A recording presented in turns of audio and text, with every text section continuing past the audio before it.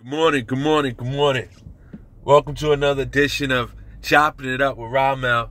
No notes, straight from the throat. Hey, listen, before we get started, we got a couple of things to talk about. But first and foremost, I want to talk about, for this season, this would be the last episode. This would conclude the first season of Chopping It Up with Ramel. No notes, straight from the throat. Listen, I want to thank everyone, and I mean everyone, who have shown me support through this first season, whether it was friends, family members, or even strangers.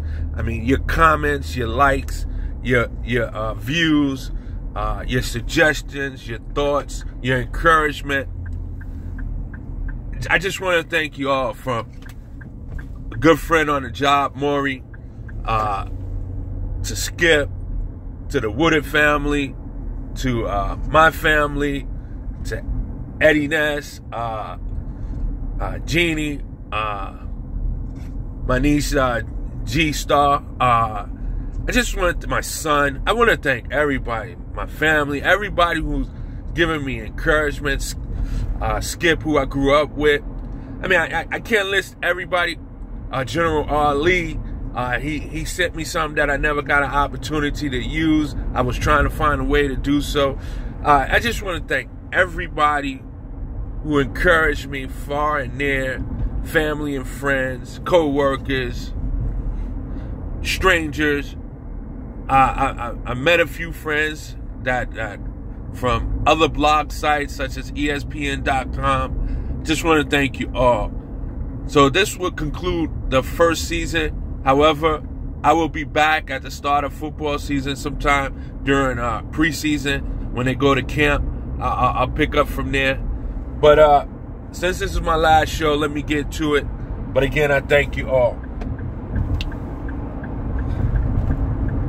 I want to talk about a couple of things, starting with Summer League, touch on the Knicks, and maybe say something in football. But let me get started. First of all, I want to shout out or make reference to all of those that when they talk about Summer League, they talk about Summer League as if it's not important. They talk about Summer League as if it shouldn't be taken seriously. Listen, maybe I'm of the minority when I say this, but I don't think there's any league that ball players who has aspirations or dreams of playing in the NBA should be taken lightly. Whether that's the AAU, to high school, to college, playing overseas, D-League, G-League, or Summer League. Summer League is a mandatory camp that takes place in the NBA schedule. It's a showcase for those who've been drafted, those who weren't drafted, those who hasn't given up on their dreams, to have maybe a 4 to 6 week period where they could come in and play for various teams and conduct themselves on an interview, on which it is, to get to the next level. When I listen to people who's excited about Lonzo Ball, and rightfully so, and then I hear people that say, this is only Summer League, what are we getting excited for? Listen, first of all, he's playing among people of his peers. He's playing among people that's probably on the same level as him. And I understand maybe 90% of the people he played with will never reach the NBA. Regardless of the numbers that he achieved, he gave us some oohs and ahs and some reason to be hopeful that this guy is going to be playing in the NBA for the next 15 years. And if I'm the Laker brass, I make sure that he dons the Laker uniform for the next 15 years. The guy has shown us great vision, great leadership, and the ability to play this game on a high level.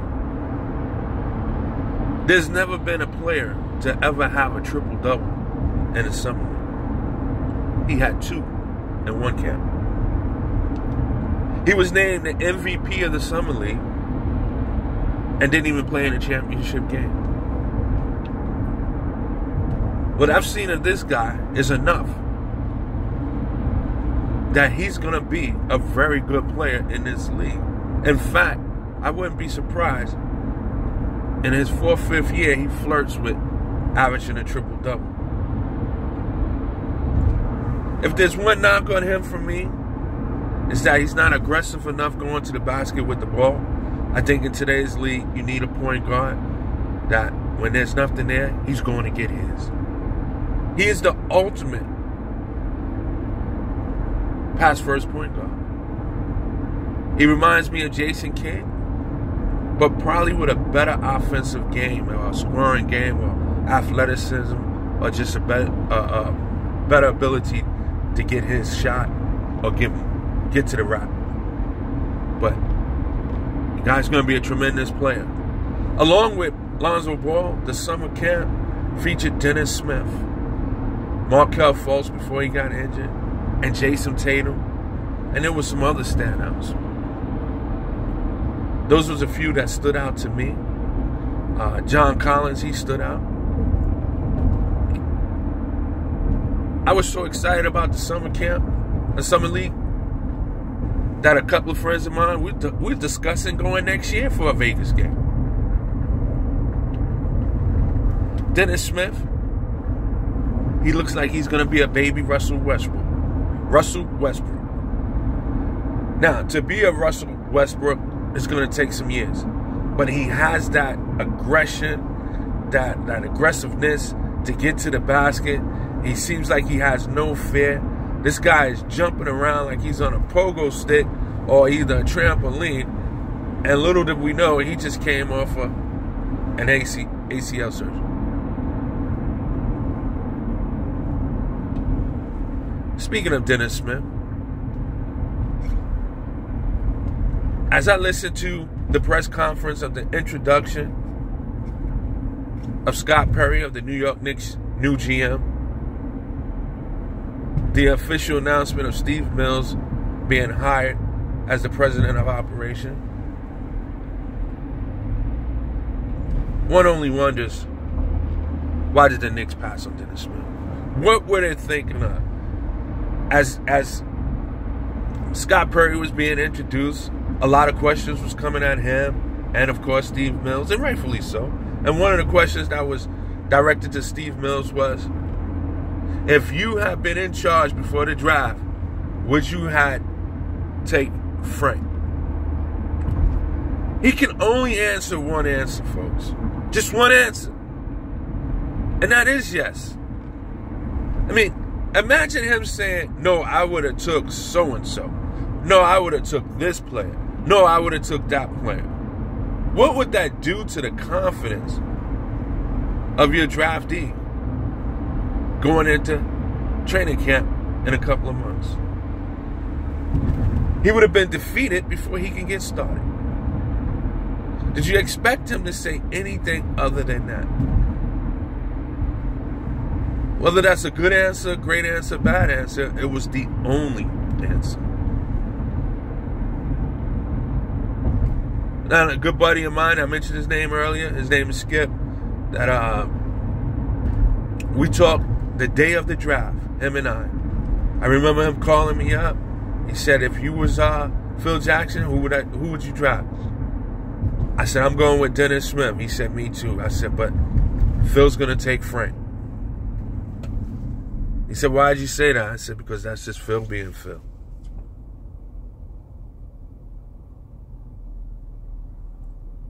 "12 hours later, New York Knicks drafted Frank. Unbelievable. You watch Dennis Smith, he's getting 10s for missed dunks at the Summer League. Unbelievable. This is the story of the New York Knicks. This is the story of the New York Knicks. It's one thing when you missed out on Steph Curry because you drafted the next slot. I mean, yeah, we can all sit around and say, why didn't you trade up? Why didn't you trade up? In this case, you didn't have to trade up. The guy was right there for the taking in your lap, and you chose to go with Frank. And now as Knicks fans, all we can hope for is that he is as good as Dennis Schroeder of the Atlanta Hawks. And Dennis Smith looks like a player that in 6 years, 5 to 6 years from now, is going to be battling Lonzo Ball in the Western Conference for starting point guard in the All-Star game. And in a weak East, where there's only about 3 point guards, Frank will probably never be mentioned. But let's hope he is. Because that's all we can do. It's just hope that he is. So we got Scott Perry. He has a decent resume. He was part of the run in Detroit when they went to 6 straight Eastern Conference Finals. He was also part of the brass that decided to pass on Carmelo and go with Milicic. But he was also part of the brass that decided to go on Tayshaun Prince, bring in a Rasheed Wallace. He had some brief stints in Orlando. He's come in Sacramento and did a heck of a job in his 3 months there, helping them win the draft. So this Scott Perry may just be a good signing. Might be someone who has a clue and knows what he's doing. Let's just hope that he's able to turn the Knicks around. As far as the Knicks go, there's one dark cloud over them, and I don't think it should be a dark cloud. I think it should be sunshine. And that's Carmelo Anthony. What do you do with Carmelo Anthony? Well, here's the thing. Regardless of who they hire, what their resume is, they're going to have to deal with the dubious task of what to do with Carmelo. Former president of operation, Phil Jackson, I believe, tried to tarnish and sabotage Carmelo. Whether he did it or not, intentionally, purposely, or whatever, for sure we know he definitely decreased his value. Carmelo's been a model citizen in New York. He's never asked to be out. I still don't think he asked to be out. I just think that he said, if you're going to trade me, these are the 2 teams I go to. And I think that, because you put it out there, he might have his feelings hurt. It's possible. So it appears that he is pushing that this trade gets done. I don't know. But I tell you what, I don't look at it as a black cloud. I look at it as a ray of sunshine. You have a young squad. You have a veteran that can help mentor. At the end of the year, his contract is up. He can always walk. Man, I wouldn't trade him just to trade him. I wouldn't trade him to bring back bad contracts when his contract is about to come off the books. He's also in his walk year. So in his walk year, he's 33 years old. He's probably looking for that one more mega contract. You might get the best of Carmelo come October, November. You just might get the best of Carmelo Anthony come October, November, December. Simply because he's looking for that mega payday. He's going to want a 4-year deal somewhere around $150 to $160 million. And he's not going to be able to get that if A, his value is down, and B, he doesn't play well. So again, if he comes to camp and he's in a Knicks uniform and he's looking at his future or his security, you're going to have a determined Carmelo Anthony. A one that might, with this roster and no triangle, and maybe Hornacek having the freedom to do what he wants, and if the Knicks can pull off a trade to get a point guard, the Knicks could be in the playoffs in the weekend East. Because you got to figure, ladies and gentlemen, you got to figure, Indiana is not a lock to get to the playoffs. Chicago is not a lock to get to the playoffs. Atlanta is not a lock to get to the playoffs. I have to think. There's 3 spots up for grab. You know, Miami had a tremendous run last year. You know, but at the same time, this was the same team that lost 13 in a row. So, do we know for sure which Miami team is going to show up next season? Even though they've just missed the playoffs, doesn't mean they will get in this time around. I mean, they had players that played well, but their players was on walk years. Dion Waiters has never played as well as he's done. James Johnson finally found a fit and excelled. But the question remains, can they do it again? It's no lock. I think Eric Spoelstra did his best coaching job ever. I never thought of him as a good coach, but I thought he was deserving to be mentioned as Coach of the Year. But can they duplicate that? That's the question, ladies and gentlemen. So, in the East, where you got Cleveland that's going to be there, Boston's going to be there, Washington's going to be there, Toronto's going to be there, and Washington is going to be there. I'm sorry, I mentioned Washington. Milwaukee's going to be there. That's just 5 spots.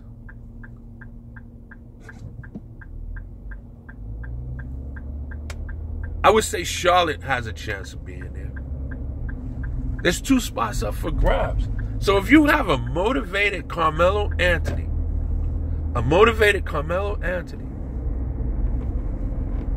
who's coming in trying to get that last contract for 4 years that can take him till he's 38 years old, somewhere roughly between $35 and $40 million a year, and you're able to find a point guard, whether it's through trade or low-budget free agent signing.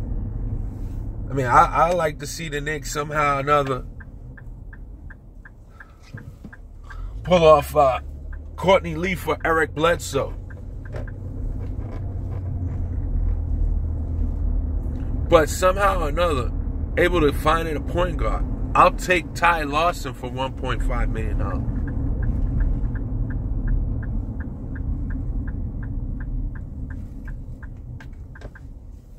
I believe the Knicks could make the playoffs. And I think also, here's the other bright spot about Carmelo Anthony, unless you just want him out of New York. If Carmelo Anthony plays well, because he's motivated not just to win, but he's motivated because he's looking to secure his future, and the Knicks ball out and make the playoffs, can they become attractive the following season? When you have some bigger names that are available for free agency. So it's just something to think about. So yeah, Steve Mills and Scott Perry, they clearly have their hands full. They have their hands full. They don't have much to work with, but they do have something to work with. And what they got to work with that's probably more valuable than anything on their roster is that they're in a weak East. And if they make the playoffs in their first year together,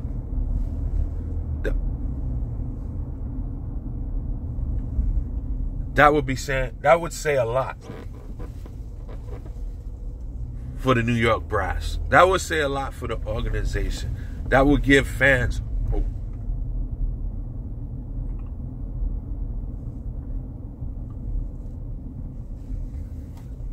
Before I close, I do want to touch on the Dallas Cowboys.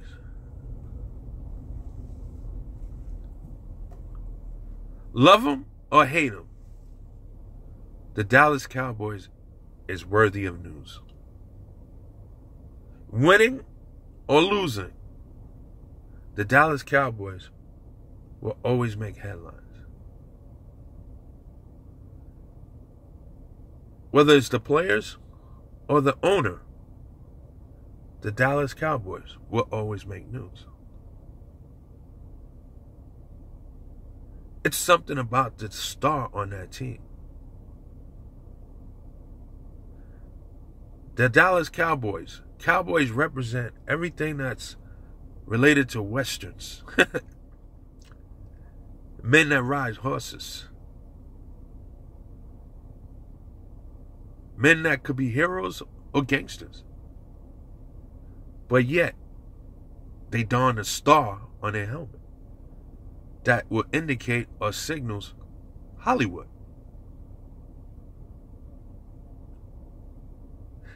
Whether they're good or bad, they're going to make the news. Jerry Jones, to me, could be looked upon as one of the great owners in the game. The one thing that I like about Jerry Jones is that he's not afraid to give someone an opportunity when others would not. He's not afraid to go out on a limb and sign a player that may have had a shaky background, some edge to him. Now, whatever his reason is for, he does it.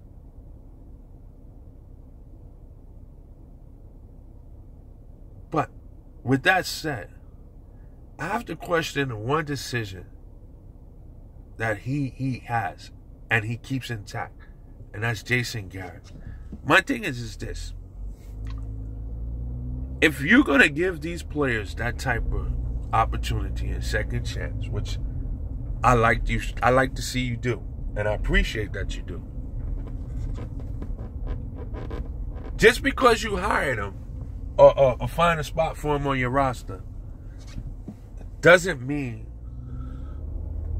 that you're only getting the player. You're also getting the person. And if there's no rehab in place or therapy in place to condition the mind or condition the soul of the player, chances are the athlete that you're signing, you're going to get that same person that was troubled or checkered before. So I have to question, is Jason Garrett really the answer for head coach? Because what happens here is this. It's far too many times that a Dallas Cowboy player is in the news for the wrong reasons. Listen, I know these are men. I know these is big men. I know these is men with money, fame, street cred. I understand it and I get it. But at the end of the day, there's gotta be a limit to what goes on with these arrests and the behavior of these talented players.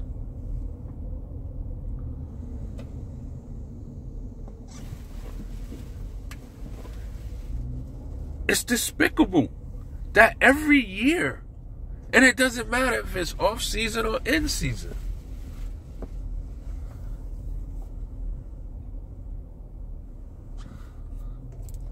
they are checkered with this behavior.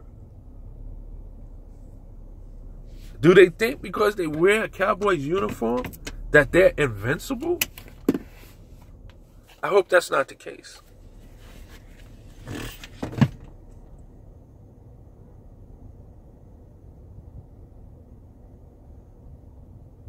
Cowboys, you have a promising future.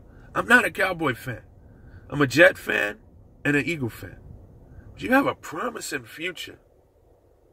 You have an owner that's willing to bring you players that he thinks that are committed to winning or can win or give you a better chance. He'll do what he does.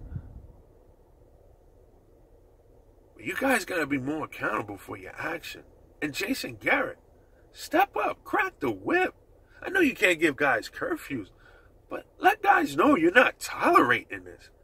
You got a bright future over there. The next 4 or 5 years or next 3 to 5 years, the Super Bowl could go through Dallas. Or the team that goes to the Super Bowl in the NFC may have to go through Dallas.